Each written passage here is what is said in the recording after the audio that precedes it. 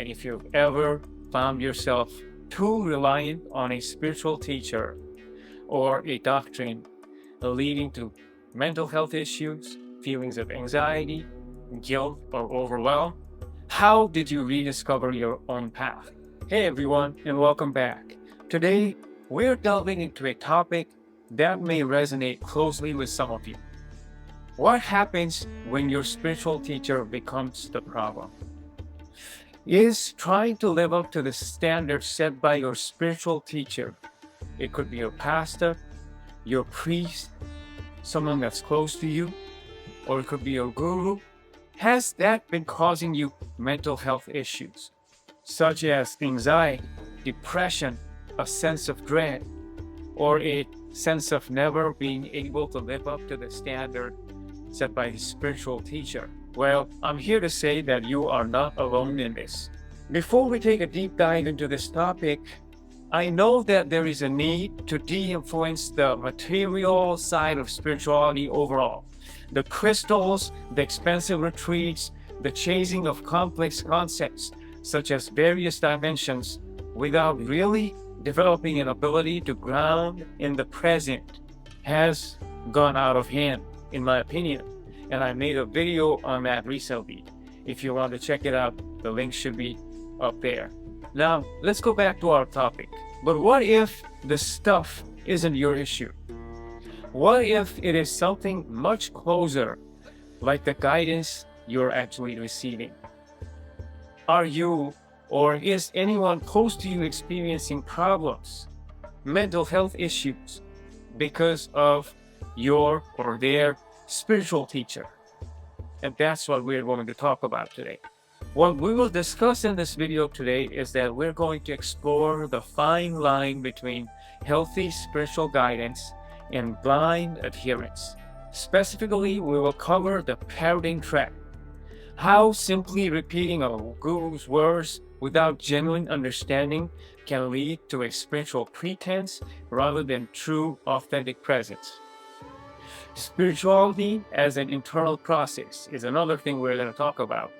Why true spiritual growth is about looking within and trusting your own intuition and not fitting into someone else's box. The other thing we are going to talk about is making teachings your own.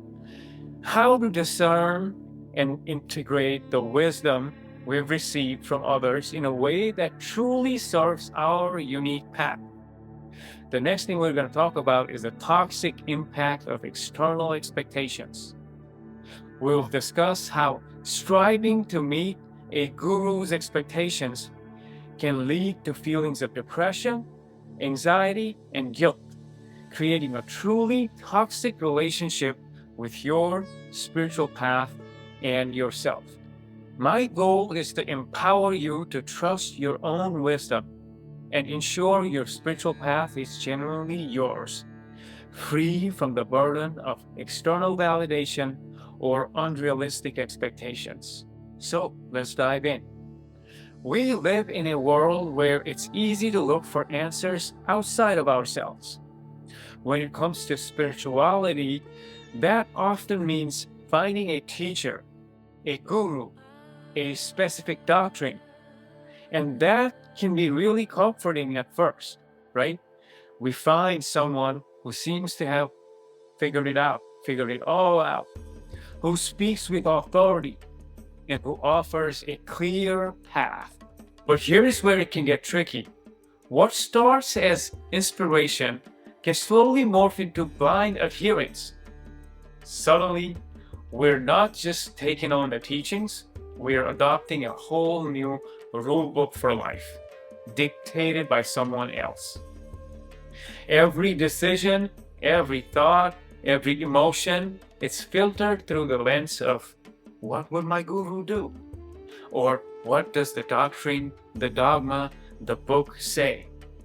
Every single time.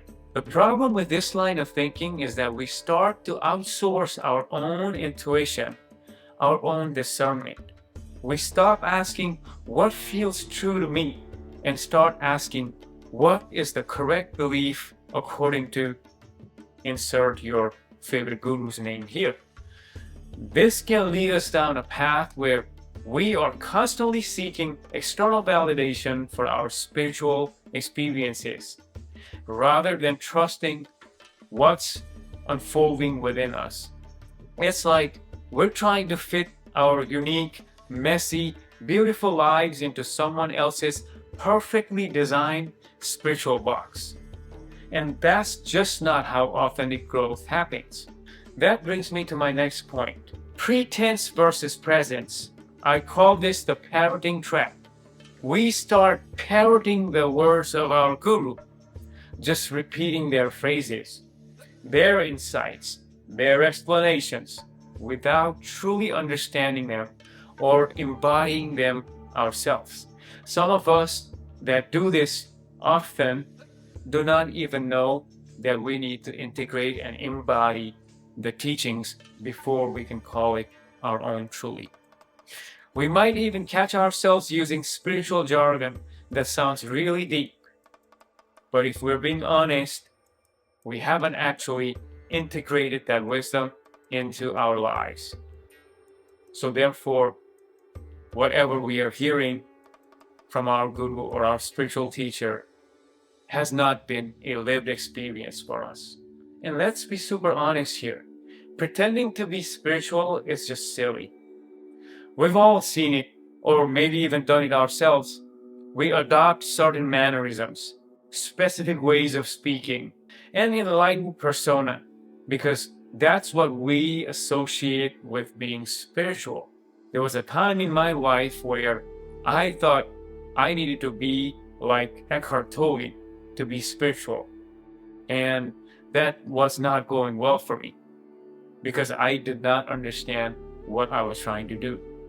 True spirituality isn't about performance, and I had to learn this the hard way.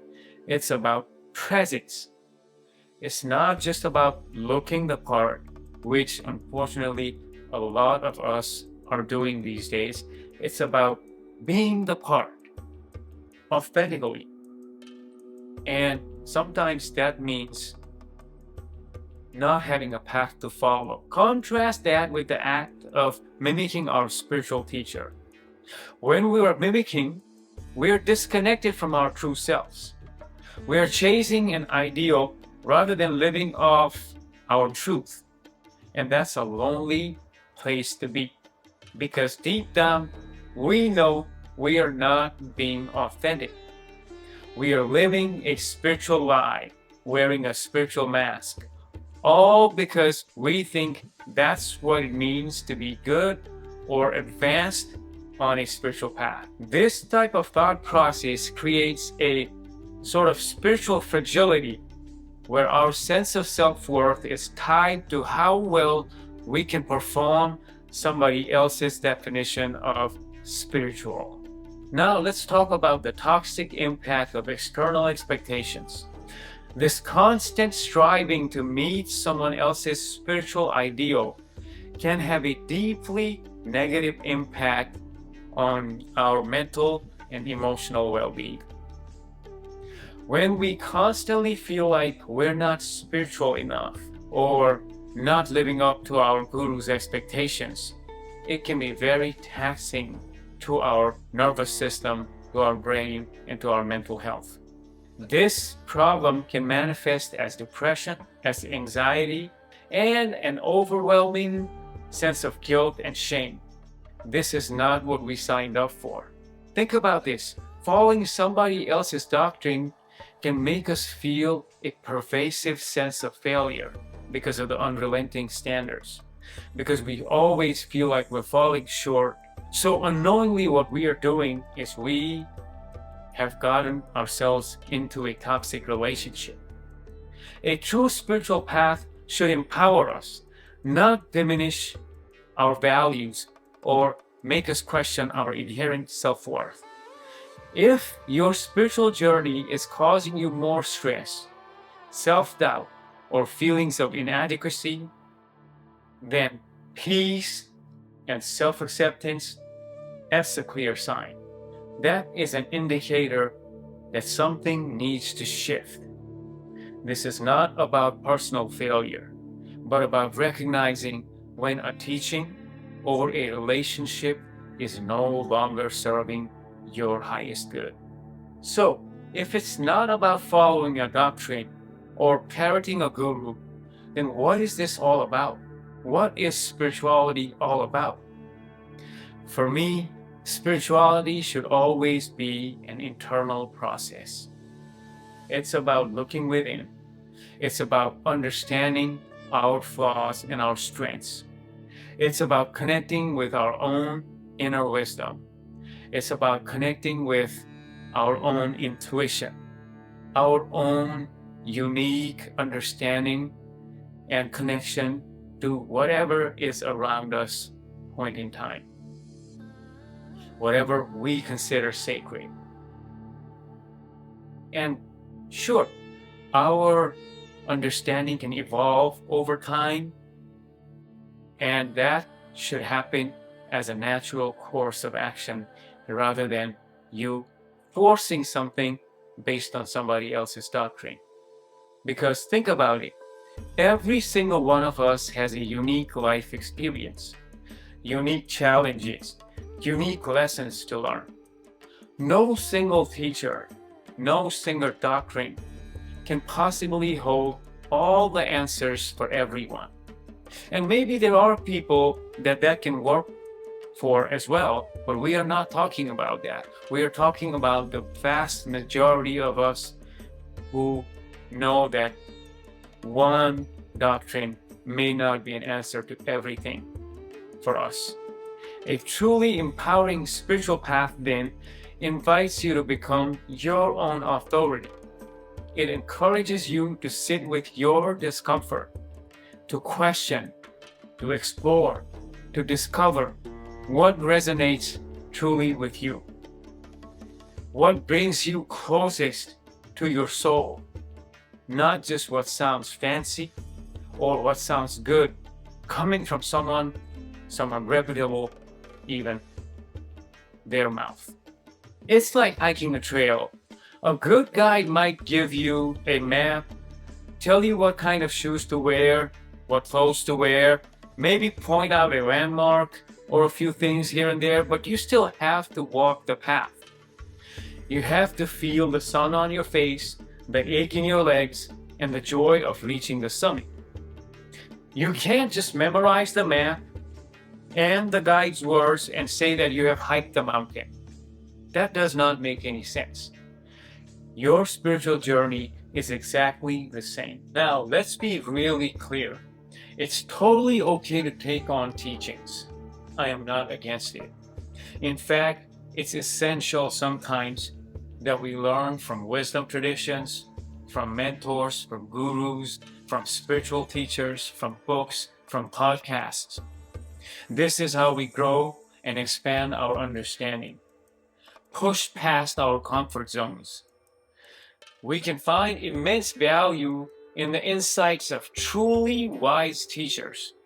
They can offer incredible frameworks, tools, and perspectives that can illuminate our paths. There's no doubt about it.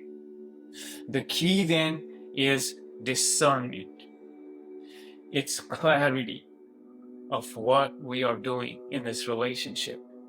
It's about taking those teachings inside of us, in our bodies, letting them marinate, seeing how they feel for us in our bodies, in our heart, in our mind, in our lives, and to understand if they spark something genuine inside of us, or if they connect us more deeply to ourselves and to the rest of the world. Or do they just create more rules, more judgment, more pressure to perform, or to be a part of a group that is not the best suited for you? It's like eating. You take the food, you chew it, you digest it, and then your body assimilates the food, the nutrients it needs, and discards what it doesn't.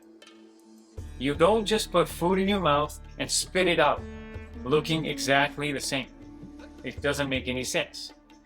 We make it a part of us when we eat food. We need to do the same with spiritual teachings. Internalize what serves you, let go of what doesn't, and synthesize this knowledge into your own unique understanding. That is the true path to spiritual empowerment. So, if you find yourself endlessly quoting your guru or trying to fit into a spiritual mold that doesn't quite feel right, maybe it's time to lovingly step back. Remember, your spiritual teacher isn't meant to be your master, but a signpost pointing you back to your inner wisdom. The true spiritual journey isn't about becoming someone else, someone other than who you are, but about truly becoming more of you. I hope this helps you feel empowered to trust your own inner voice and embark on a spiritual path that is authentically, wonderfully yours. If this resonated with you, this message, please give this video a thumbs up. Subscribe for more conversations like this and hit the notification bell below. I would love to hear from you in the comment section as well. This is Coach KP, and if you've ever found yourself too reliant on a spiritual teacher or a doctrine leading to mental health issues, feelings of anxiety, guilt, or overwhelm, how did you rediscover your own path? I would love to hear about that. Let's share our experiences and have a great rest of the day as you support each other. Coach KP, peace.